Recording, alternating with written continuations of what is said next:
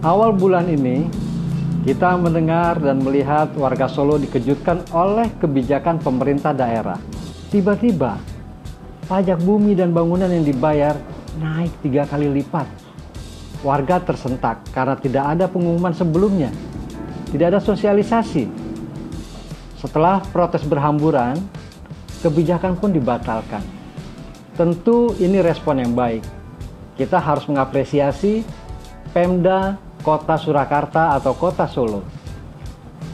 Responnya cepat, tapi ada apa dengan kenaikan PBB yang berlipat-lipat itu? Yang pasti, anggaran pemerintah kota sedang defisit.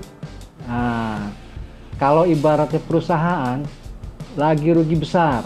Menurut data Kementerian Keuangan, defisitnya mencapai 205 miliar. Ibarat perusahaan lagi rugi besar. Tahun lalu sih surplus, jadi kira-kira masih untung. Nah, defisit tahun 2022 ini, terlepas sudah diaudit atau belum, tapi dipublikasikan oleh Kementerian Keuangan, yang pasti dalam 5 tahun terakhir inilah yang terburuk. Mungkin sepanjang sejarah.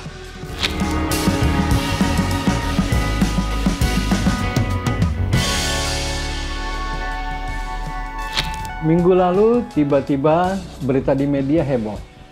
Warga Kota Surakarta yang kita kenal dengan istilah Solo mengaku harus membayar pajak bumi dan bangunan atau PBB lebih mahal 3 kali lipat dari sebelumnya. Dan ternyata benar. Pemerintah Kota Solo yang dipimpin Gibran Rakabuming, putra Presiden Joko Widodo, memang menaikkan tarif PBB tanpa sosialisasi. Ya, mungkin Pemda ingin buat surprise buat warganya menjelang Valentine 14 Februari. Tapi kini alhamdulillah kebijakan dibatalkan sehingga tidak memberatkan masyarakat. Kalau kita ingin tahu, dalam anggaran pemerintah, baik pusat maupun daerah, pajak adalah penerimaan utama. Sisanya, ada penerimaan negara bukan pajak, seperti kalau kita bayar iuran, atau ada juga hibah. Seperti Solo termasuk di dalamnya, ada yang namanya transfer ke daerah dan dana desa. Biasanya dikenal dengan istilah TKDD. Tahun 2022, realisasi transfer dari pemerintah pusat, TKDD ini, ke Pemda Solo itu mencapai 1,1 triliun. Dengan dana itu, berarti sekitar 61%, lebih dari separuhnya, pendapatan daerah Solo yang masuk ke kas pemerintah Solo itu ditopang oleh kiriman dana dari pemerintah pusat. Kalau nggak ada transfer dari pemerintah pusat, mungkin Solo jangan-jangan nggak bisa bayar gaji ASN, aparatur sipil negara. Mungkin loh ya.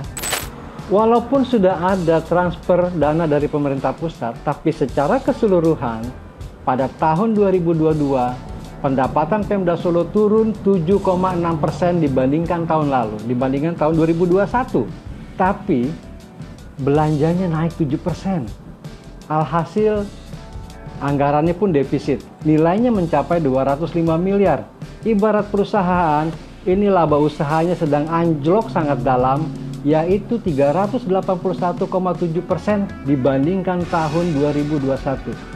Dari untung 73 miliar atau surplus 73 miliar di tahun 2021, kemudian rugi 205 miliar di tahun 2022. Lalu kenapa kalau anggaran Pemda defisit? Nah, pilihannya jelas.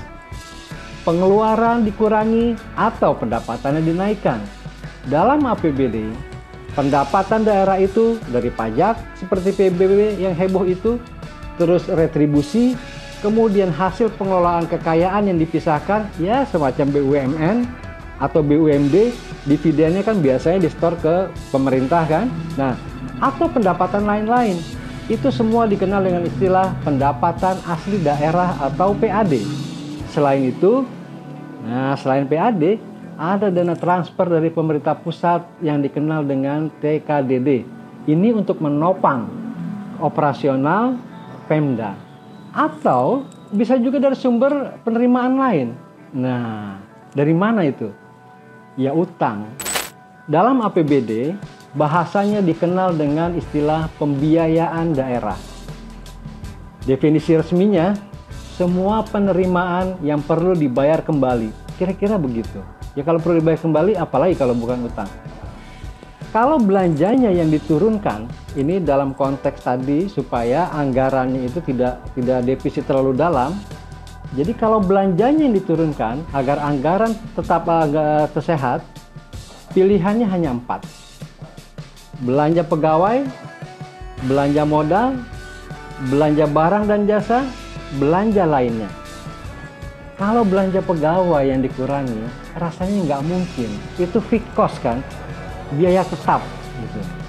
Belanja modal masih mungkin dikurangi. Itu artinya misalnya loh ya, pembangunan jalan tol dalam kota atau pembangunan jalan dalam kota yang tadinya ingin dibangun 2 kilo diperbaiki, kemudian tinggal tersisa menjadi 1,5 km misalnya.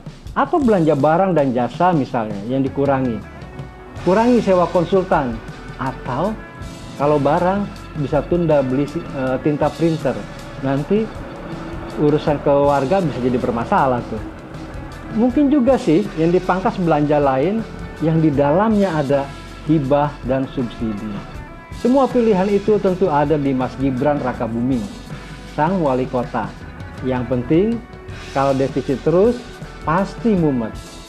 Eling dan waspada. Jangan lupa kopi dulu.